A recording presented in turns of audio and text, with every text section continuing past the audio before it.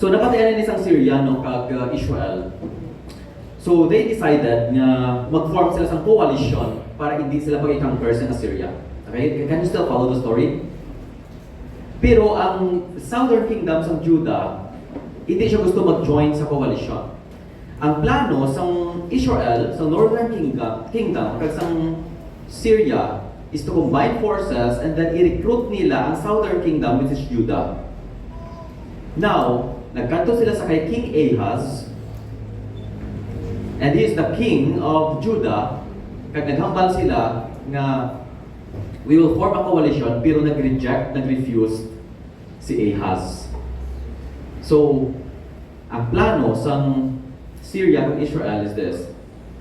They want to conquer Judah and pagwaon nila si King Ahaz para islan sing another king called Tabeel. Okay, ara na siya sa Isaiah 7:6. Okay, ma-follow lang na ninyo, hindi ko na maisa-isang context, no? Now, because of that, King Ahaz and all the people of Judah were afraid. But I want you to take note, no, that King Ahaz is an evil king, ungodly and faithless king who practiced idolatry and even offered his own son as a sacrifice. Grabe, no? Can you imagine na i-offer mo imo bata as a sacrifice, paksyon mo for an idol? Now, what kind of king is this? Very ungodly and very evil. Now, despite of that, nagkadto si Prophet Isaiah sa kay Ahaz to bring words of assurance that his kingdom will not fall. Check niyo sa inyong Bibles, Isaiah 7:4. Ang hambal dira ni Isaiah, no, kay King Ahaz, ipadala sa Ginoo for si Isaiah. Hambal ni Isaiah, be careful, keep calm, and don't be afraid. Okay? So, remember ang threat, i-conquer sila sa Syria kag sa Northern Kingdom Israel para islan siya kay King Tabeel. Now, I'm going to hambal sa Ginoo siya through the prophet Isaiah, be careful, keep calm, and don't be afraid. Why? Because God wanted to strengthen His faith. And kung makita ninyo dira, God wanted Ahaz to ask for a sign para hindi siya pagkulbaan. Okay? But then again, Ahaz refused because of fear and unbelief. So despite of that, no, bisan evil na king si Ahaz, yet God still wanted him to have faith sa iya. Now, basahin niyo wala Isaiah 7:9. Okay, masart natin sa no part. Hambal ni Isaiah sa iya, no? If you do not stand firm in your faith, you will not stand at all. And that is true, by the way, para sa ato, no? If you do not stand firm in your faith, you will not stand at all. Verse 10. Again, the Lord spoke to Ahaz, ask the Lord your God for a sign, whether in the deepest depths or in the highest heights. Verse 12, but Ahaz said, I will not ask. I will not put the Lord to the test. So Ahaz sounds humble and spiritual. Ang hindi ko gusto pag-ibutang ang Ginoo sa test. Pero ang kamatuoran is this, he is just simply afraid. And he's rebelling sa Ginoo because God Himself ang nagsugo sa iya. And so by refusing, Ahaz is rebelling against God. Why is that so? Kung basahon mo sa 2 Kings 16 verses 7 to 9, makita ninyo nga ang faith gali ni Ahaz hindi sa Ginoo kundi ara sa mga Assyrians. Gusto yan ni Ahaz siya gali nga mag-form sa coalition sa Assyrians. That is why he refused to ask for a sign sa Ginoo nga gusto lang ani sa Ginoo nga i-assure si King Ahaz nga hindi madula ang iya kingdom kag buligan siya sa Ginoo. Nga amo na how? Why? Because the King Ahaz is in the line of David. Okay? He is the king of Jerusalem, and God made a covenant sa kay David na there is someone sa iya lineage nga ang iya kingdom will last forever. Of course, we know that is the Lord Jesus Christ. But hamba doon, kung maperdi si Ahaz, ang ina nga kingdom will fall, kag ang promise ng Ginoo madula. Can you still follow? That is why God still wanted him to be assured na despite sa imo unfaithfulness, despite sa imo fear, hindi ka gid maperdi because I have a covenant sa kay David. Alright? Now, let's go to the first point. God gave a sign. Okay, verse 14, tinata kita. Therefore, the Lord Himself will give you a sign. The virgin will conceive and give birth to a son and will call him Emmanuel. Now, this sign, kung manotice niyo, it is a divine sign. Mga kita divine sign halin mismo sa Ginoo. The Lord Himself will give you a sign. It is God's initiative. Ang Ginoo na iya ang nag-start sa paghatag sang sign. Ahaz did not ask for a sign, but a sign was given by God still. Nakita ninyo? Despite sa unfaithfulness ni Ahaz, gingaan siya gihapon sa Ginoo sang sign. Now, what is a sign? What is a sign? May Shopee rider na nagtawag sa akin one day. Ang ba niya, "Sir, can you give me a landmark sa inyong balay?" Ang bago pagsulod mo sa subdivision, liko ka sa una na turn right ka sa tuo. Okay? Manabang ka sa tuo. And then turn left ka sa wala. And then pag diretso lang gamay sa punta, may makita kang big mango tree na wala bunga. Amo nang imo sign. And natultulan niya. Kaya sa Amon Street, isa lang man ang mango tree, kag wala pa bunga. Okay, so what is the meaning of the word sign? Are you asking God for a sign? By the way, in the Bible, a lot of characters is asking God for a sign. Now, for example, this Christmas, di ba lang medyo galapad ka? Right? It's a sign. Okay? Nga sa New Year, kailangan mo na get magtayad. Pero sa New Year pa. Diba? New Year's resolution mo muna. Now, anong meaning sa word na sign? A sign is anything that points to, okay, represents, or confirms. Diba ito ba? A sign is anything that points to, may gina-point siya, may gina-represent siya, kag may gina-confirm siya. For example, sa Luke chapter 2, verse 12, may ginatagdara na sign ng Ginoo sa mga shepherds. Kaya dira, you will find a baby in a manger. Okay, that is also a sign.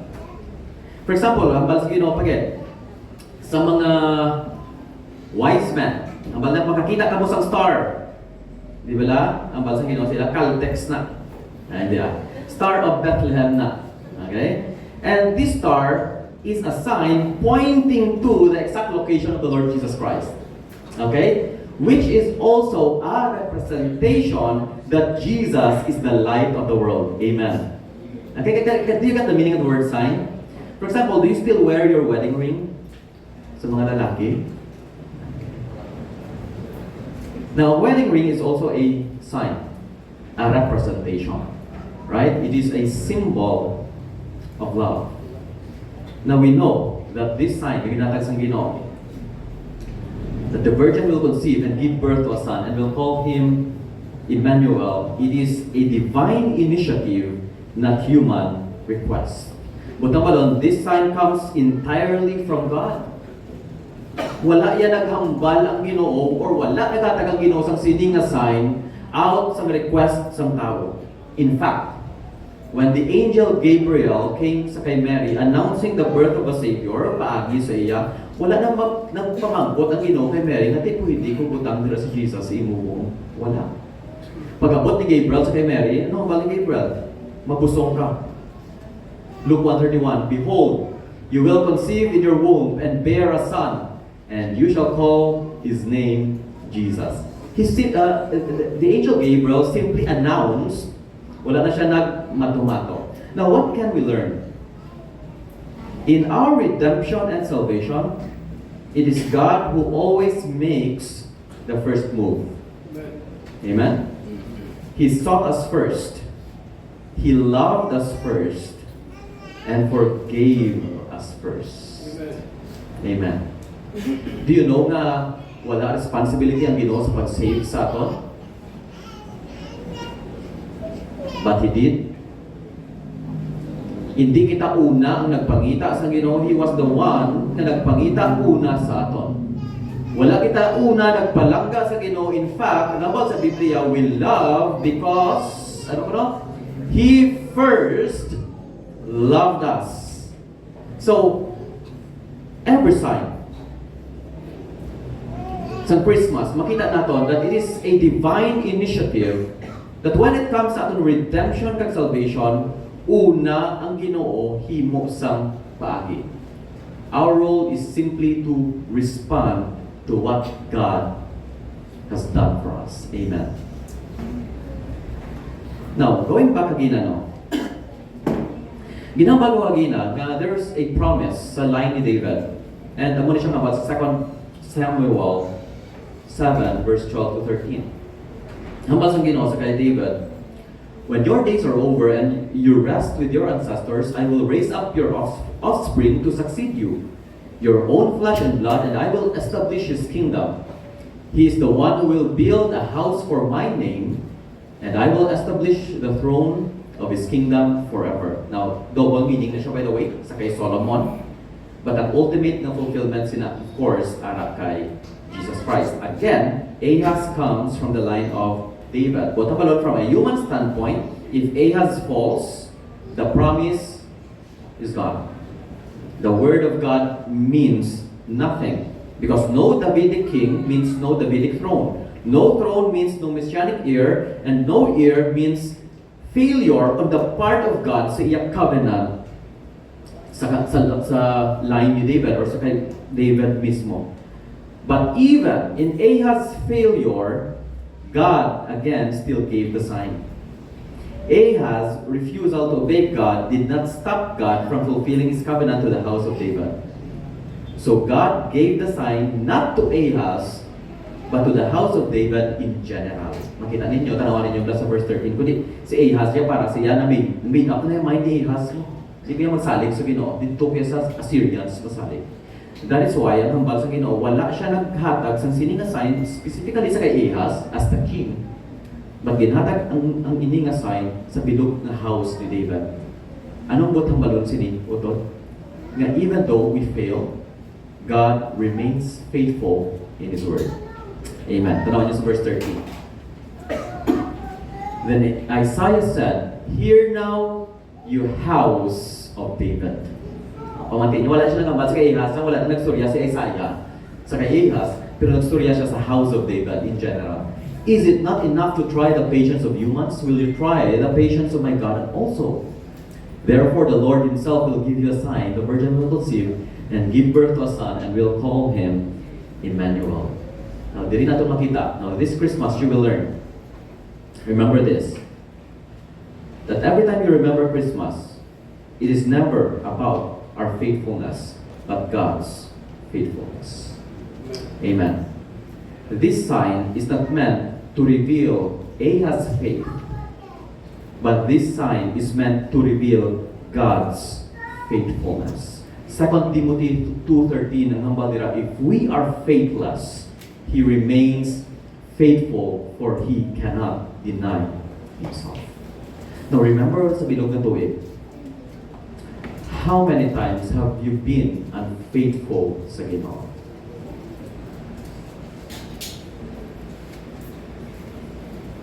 Question. Did God remain faithful sa imo? Can you say amen? Amen. And this is the message of Christmas. That despite the unfaithfulness and the failure of the king, God's promised Messiah, the King of Kings, still would be fulfilled. Because it was never based on our faithfulness. We are not saved because we are faithful. We are saved because God is faithful. And we know that after 700 years, ang isulat ini ni Isaiah, kag inhambal ang ini nga words sa kay Ahaz, God fulfilled His promise in Christ, God came. Matthew 1:22-23, gin-echo din ni Matthew ang words mismo ni Isaiah. Makita lang ninyo dira. Ang hambal dira, all this took place to fulfill what the Lord had spoken by the prophet. You see that? The word of God was still fulfilled. Verse 23, behold, the virgin shall conceive and bear a son, and they shall call his name Emmanuel. Ang makita niyo nga verse of Matthew is simply a quote from what Isaiah had said. But ang balon, God still fulfilled His promise. When you see Jesus, you see God's faithfulness and trustworthiness. Amen.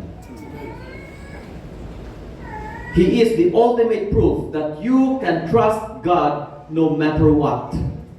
In your failure, in your brokenness, in your difficulties, in every trial na ginaatubang ni mo utod, I can say this with boldness, with confidence, that God is faithful because of the Lord Jesus Christ. Amen.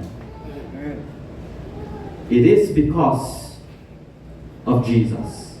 He is the ultimate proof that God is faithful and that God is trustworthy. Amo nang hambal sa 1 Corinthians that no matter how many promises God has made, they are all yes in Christ, and the Amen is spoken by us. That is a divine sign that speaks of God's faithfulness sa atin. Amen. Not only that, it is a supernatural sign. Matambal kita supernatural, it goes beyond sa natural. Nga, anong hambal dira? The virgin will conceive. That's the sign. Now, when was the last time na nakabatik ka mo nga ang isa ka babae nagbusong nga wala sang amay? Now, very absurd na news ng liga, no? May isa ka babae na naglangoy sa swimming pool kag ang hambal niya nagbusong siya. Kay, naglangoy siya sa pool. Hindi na. Sino ginahinto ba tayo? The question is this: is it humanly possible na ang virgin mabusong? Na wala lalaki. Is it humanly possible? Is there any possibility ng isa ka babae na wala sa lalaki, mabusong lang siya, mabuhan tomato lang? Is it possible? Of course not. Science proved na kung wala sa lalaki, hindi ka niya magbusong. Right? But this is a prophecy with zero human possibility. Not even 1% ng possibility na magbusong siya. Now, there are other prophecies ni Jesus, by the way. For example, the place of birth niya. Now, ang place of birth ni Jesus, ara sa Bethlehem, na diraki siya mabata, is highly improbable, yet still humanly possible. Posible pa, yapon. Nga ang Messiah mabata sa Bethlehem. But when it comes to virgin birth na sign niya, wala niya possibility nga ang isa ka virgin magbusong. So this is a supernatural na sign. No wonder why when Gabriel came to Mary, ang first nga reaction ni Mary, ang mo, tanawan niyo pala, sa Luke 1:34, anong ba ni Mary? How can this be? Mary asked the angel, since I am a virgin. Pero tanawan ninyo ang sabat ni Gabriel. Okay, basahan na ito na. Ready, start. For? Exactly. For with God, nothing will be impossible. Now remember this Christmas, when God sent His Son, when Jesus came to fulfill this promise despite of human unfaithfulness, remember this, that with God, nothing is impossible. This year, ask yourself, have you been living in fear? Sa bilog mo lang ang tuwig, ang imo kabuhi, kulbaan ka lang yung permi. You're always anxious, nagahigda ka, you're trying to close your eyes because you're trying to sleep, no? Pero ang imo pang huna-huna gadalaga. You're always thinking about the future, you're always afraid. And by the way, hindi gusto sang Ginoo that we would live in fear. Amen? The just shall live by faith. And yet oftentimes, we forget that with God, nothing is impossible. Why are you afraid, Utol? Why have you been living in fear? Nga hindi ka katulog. Why?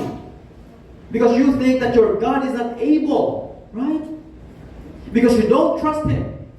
Because you'd rather choose to trust your own hands. You'd rather choose to trust your own money and your own business rather than God.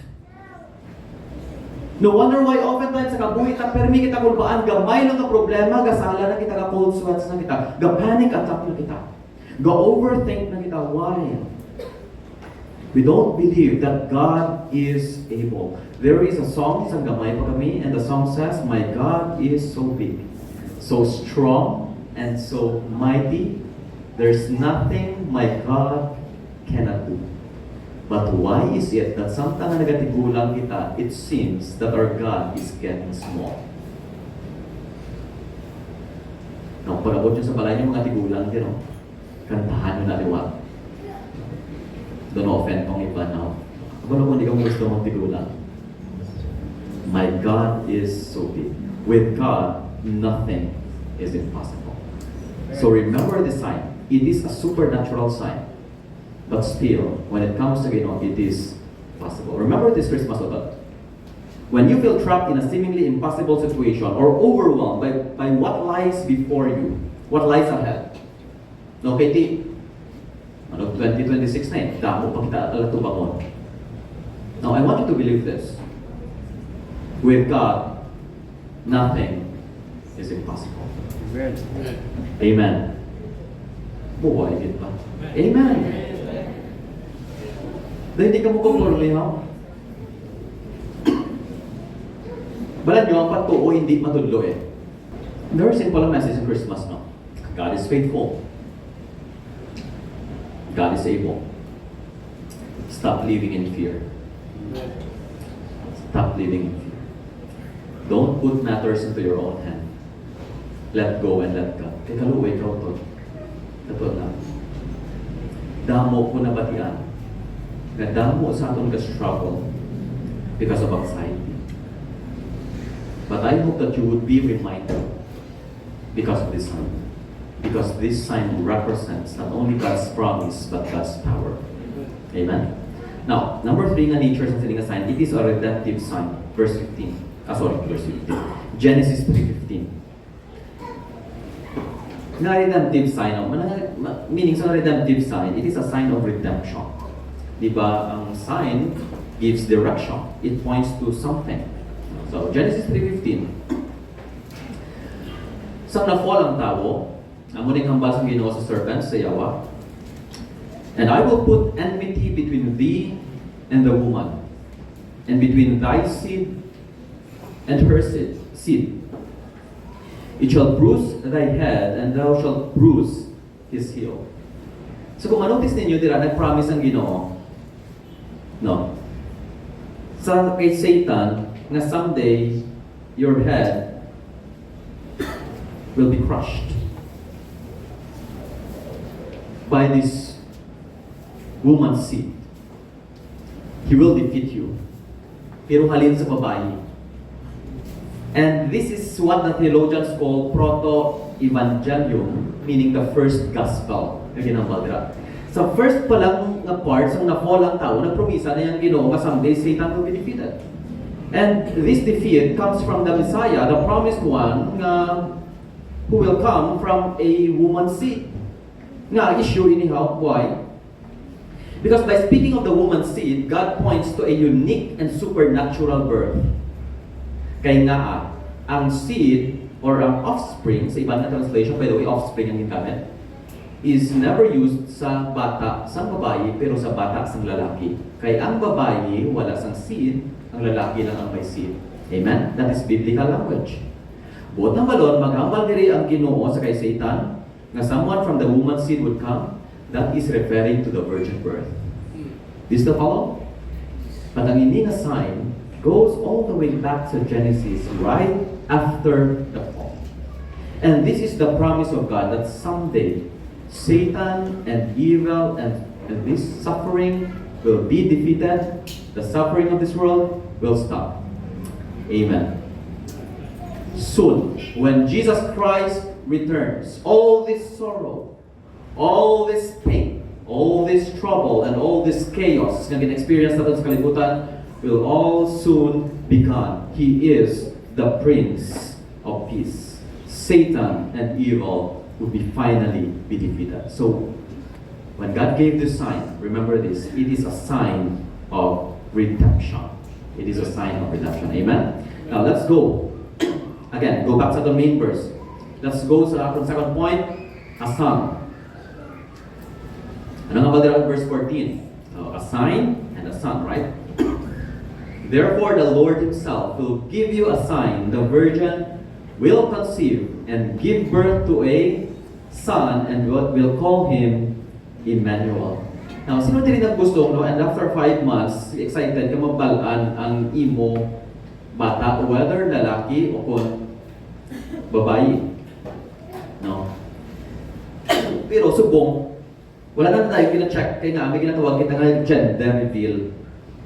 Okay, kami nagligagin, pasalamat sa mga ladies, by the way, no, yung gender reveal nila si Mrs. No, kag nagdaok ako, of course, sa kay gays. Finally, no, kaya gusto ko lalaki. Now, may ginatawag kita nga gender reveal, but when it comes sa kay Mary, sang gin-announce sa Ginoo siya nga magkusong ka, wala na gender reveal, kisugid ayon sa Ginoo siya. Lalaki ang bata. Right? Now, nariyo. Tanawan ninyo, the virgin will conceive and give birth to a son. Being born of a woman. Now, ano ba ang sa virgin birth? Being born of a woman means that Jesus is a human being. Very simple. Halin siya sa tao, therefore tao siya. Right? Completely like us. That's why Jesus experienced hunger, thirst, pain, hurt, brokenness, weariness, and even death. Because Jesus is fully human, like us. Basahin nyo na Hebrews 2 verse 14, He was made completely like us.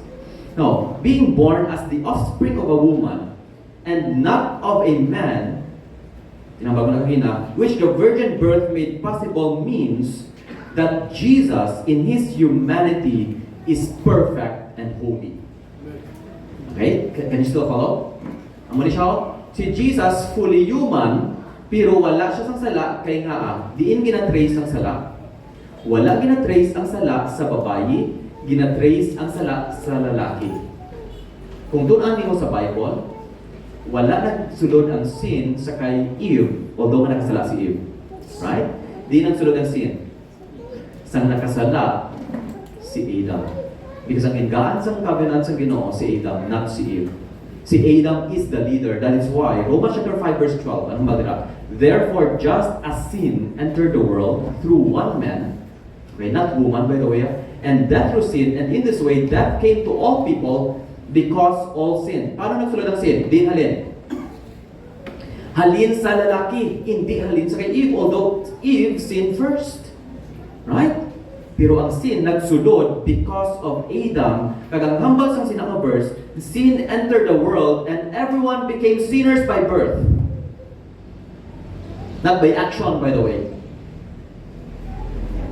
We became sinners by birth because we are born of Adam.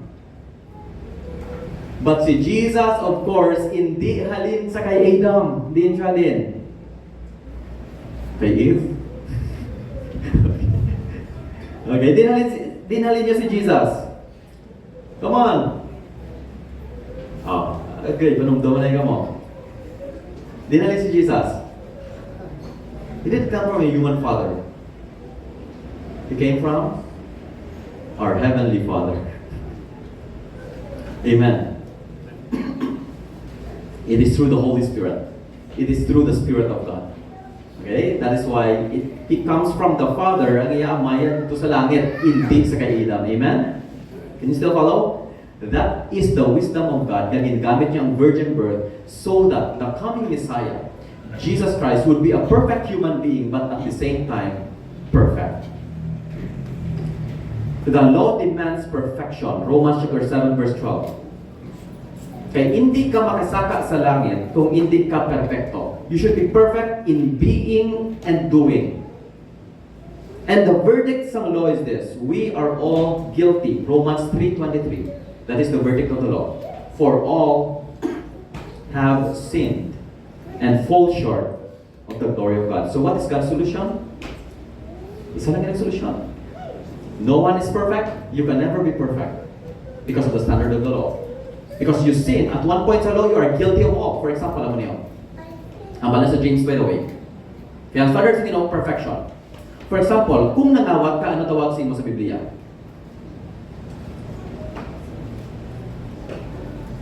Kung nangawat ka. Ang naman sa Bible, alam mo na siya. If you are guilty of one, you are guilty of all. That's the standard of the law. But kung nangawat ka, according to the law, you are a murderer. You are an adulterer. Why? Because you are guilty of all sins. That is how perfect God is. That is why, for you to be qualified to be saved, you need to be perfect. But the verdict of the law is this: no one is perfect. That is why God sent His Son, born not of a man, born of God and of a woman. Amen. The wisdom of God. Galatians 4 verses 4 to 5.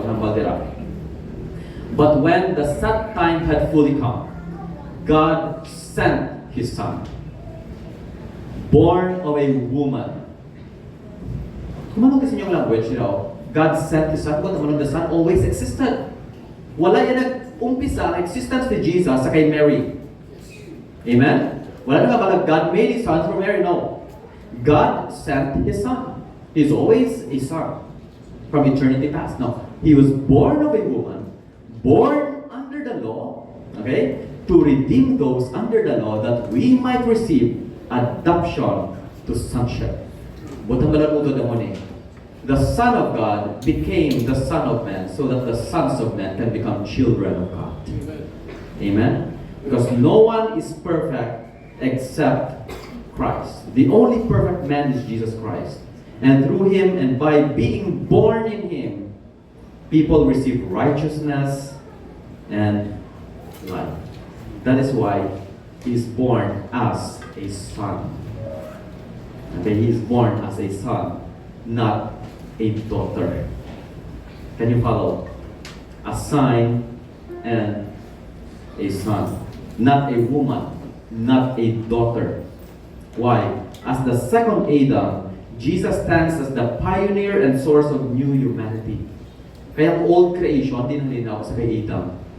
Tanan na born sa kay Adam. Adam is a sinner. Therefore, everyone born of Adam is also a sinner. Ang first humanity halin kay Adam, right?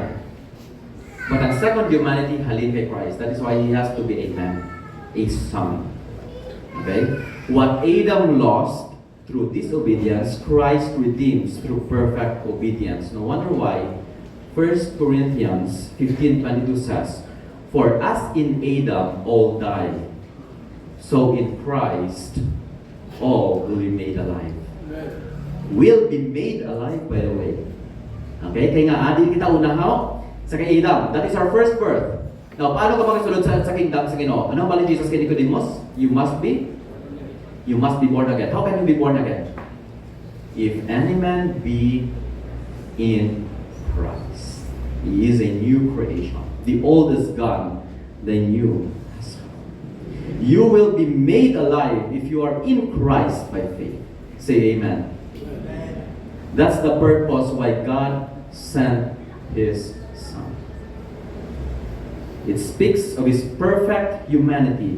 Number two, it speaks of His deity. So tandaan nyo, Jesus is fully human and a perfect one. Number two, He is also God. Isaiah 9:6, ipakita ko sa inyo na this language nga son, di ba, the virgin will conceive and He will give birth to a son, right? Ang word na son, by the way, implies deity, pagka-Ginoo. Hindi lang yan nga gender, lang lalaki siya. Okay? Kundi ang language ni Isaiah is very consistent that this son is referring sa deity ni Jesus Christ. Isaiah 9:6, muna minbasa na ito kanina. Anong hambal?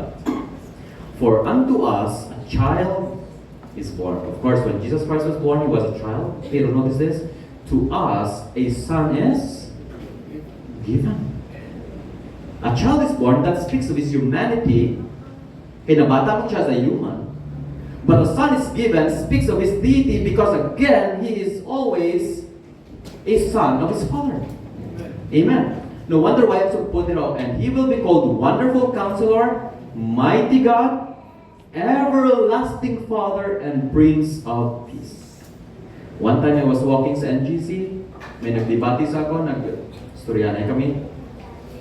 Ang hambal niya si Jesus kuno hindi kuno God. Kaya nga, may term na Almighty God, pero si Jesus Mighty God lang. And by the way, that is the belief sang MCGI, dating daan, right? The same belief sang Jehovah's Witnesses. The same belief sang mga Mormons nga si Jesus hinimo lang, nga tao siya, and then may hinimo lang siya ng Ginoo. And someday you will be like Him. Nga kung maglakad ka permi, kag nami ba yung mga korbata.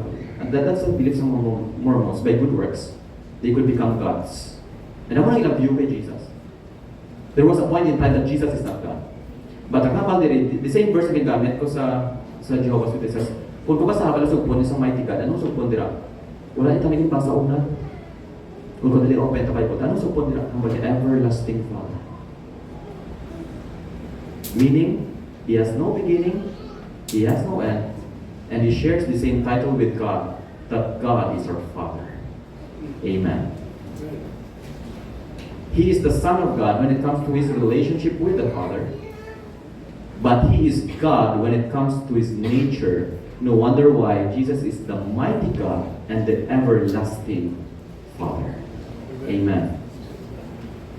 That sign, a son, is given sa born of a virgin, speaks of His deity. Micah 5:2, anong hambal? But you, Bethlehem Ephrathah, though you are small among the clans of Judah, out of you will come for me one will be ruler over Israel, whose origins from of old, from ancient times. Ang word nila nga from ancient times, it is a Hebrew nga mambalik. Idiomatic expression means from eternity. Okay, diin ko naman si Jesus. He didn't start existing sa Bethlehem. Wala nag-start si Jesus exist sa kay Mary. That is why Mary is never the mother of God. Why? Because mas tigulang pa si Jesus sa iya nanay. The only child na mas gulang pa sa iya nanay. Wala kasing makita na may bata na pagwa niya may bungot at may ngipon na. Naway tulo. Right? But Jesus existed from eternity past. Now, Proverbs 30 verses 4 to 5. Tanawan ninyo lang. I love this verse. Who has gone up to heaven and come down, whose hands have gathered up the wind, who has wrapped up the waters in a cloak, who has established all the ends of the earth, that is referring to creation. What is His name? Very interesting ang support. And what is the name of His Son? Surely you know. Amen. And so in creation, it was created by God, and He has a Son. Jesus is the co-creator of the Father. God has a Son. Jesus is the promised Son. Luke 1:30 verses Luke 1:30 to 33 ang balira. But the angel said to her, "Do not be afraid, Mary. You have found favor with God. You will conceive and give birth to a son, and you are to call him Jesus. He will be great and will be called the Son of the Most High. The Lord God will give him the throne of his father David." Nakita ninyo nila si David? Ma-connect ninyo sa Isaiah, right? The promise of God. "And he will reign over Jacob's descendant forever. His kingdom will never end." Now, this is where we will wrap some sun. Why? Because Jesus again is fully God and fully man. As a man, he is the son of Mary and the adopted son of Joseph. As God, he is the son of God. As the Messiah, he is the son of David. Jesus is the promised son. We will go to our last point, a Savior, because this son became a Savior. Verse 14, going back in Isaiah 7:14. "Therefore the Lord himself will give you a sign. The virgin will conceive and give birth to a son and will call him Emmanuel." Sa Matthew 1:23, gin-fill out na ni Matthew ang meaning sa word ni Emmanuel, which means, ano nga ba dila? What is the meaning of the word Emmanuel? God with us. God with us. That's the name of Christ. Ang iya name ni Jesus, by the way, no? Of course, is Jesus, no? But one of his titles is that he is Emmanuel, which means God is with us. Very simple meaning. Even sa meaning sa name ni Jesus, he is God, right? Hindi ko maintindihan, no? Sometimes, even Iglesia ni Cristo, a very plain verse. Ara na eh. Emmanuel, which means God is with us. God came. John 1:14, the Word became flesh, and that Word is God, right? He was with the Father in the beginning. John chapter 1, verse 1. Naginambatira, God came. Why? Because there was a time before the fall that God is walking in the garden with man, enjoying fellowship. The reason why gin-create sang Ginoo si Adam at si Eve is to have a relationship sa ila and to have that fellowship na may enjoy nila. No wonder why Genesis 3:8 ang hambal dira that God is walking with them in the cool of the day. Wow.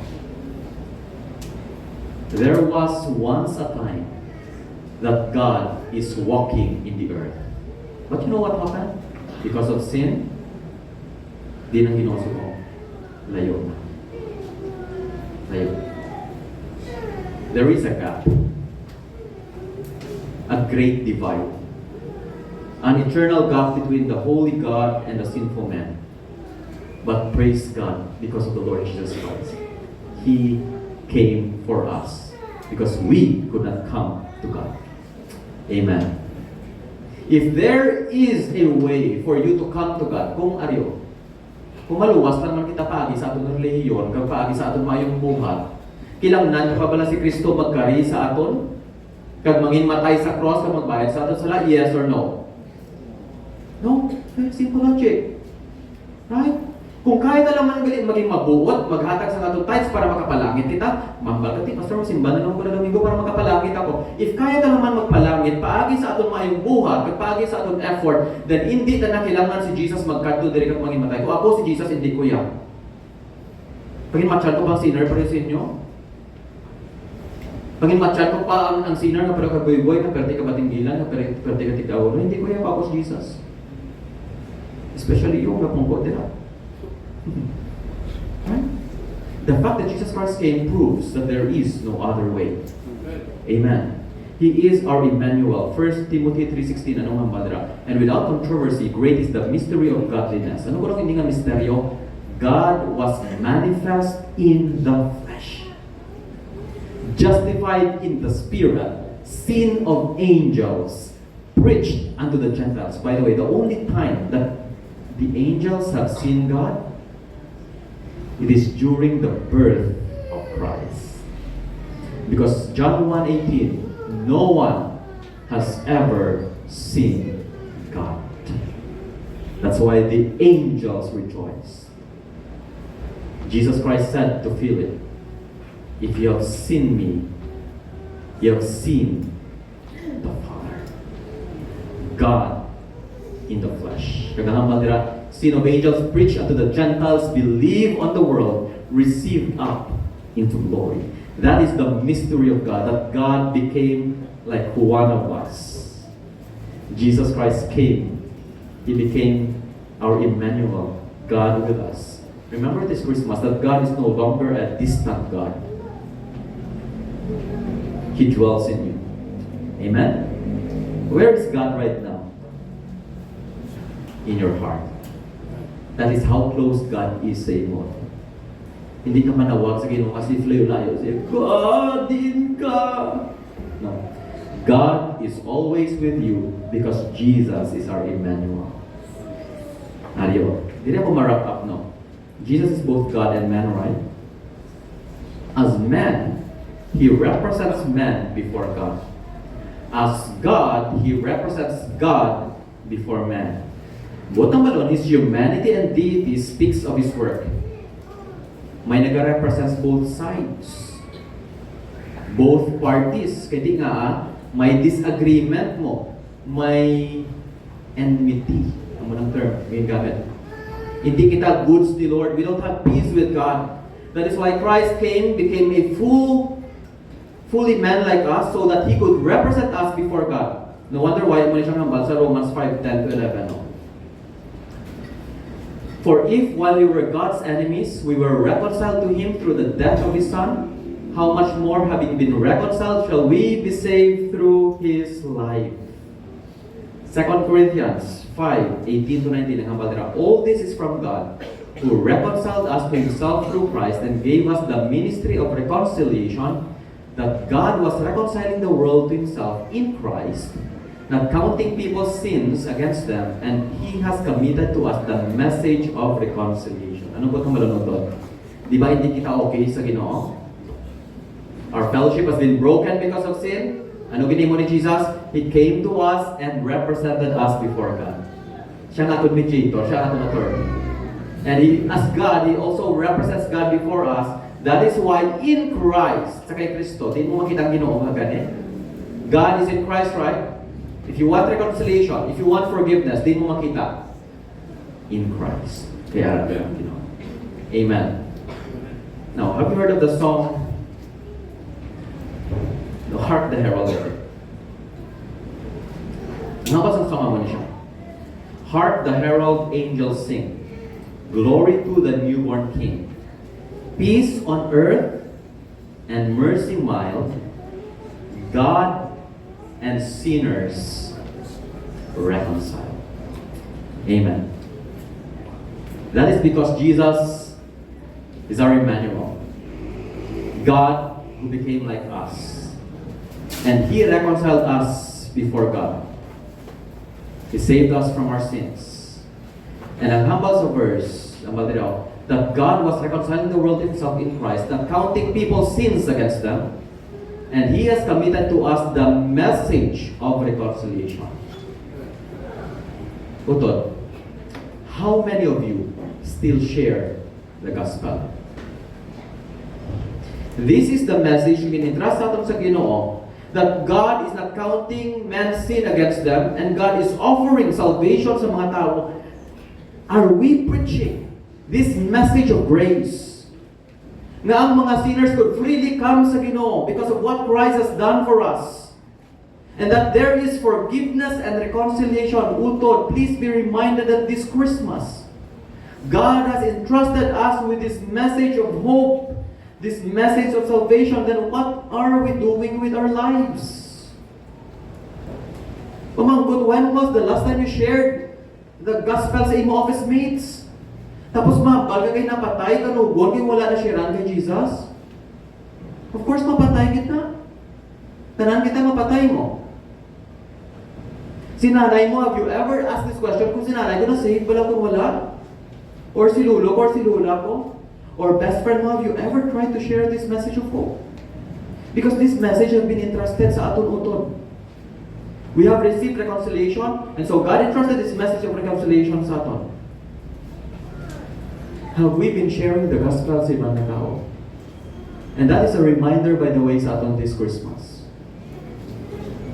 Share the message of good news. A sign, a son, and a savior. Matthew 1:21, last verse. She will give birth to a son, and you are to give him the name Jesus, because he will save his people from their sins. Utod, if you believe na si Kristo lang ang makaluwas, then why not share him sa ibang tao? Amen? Shall we pray?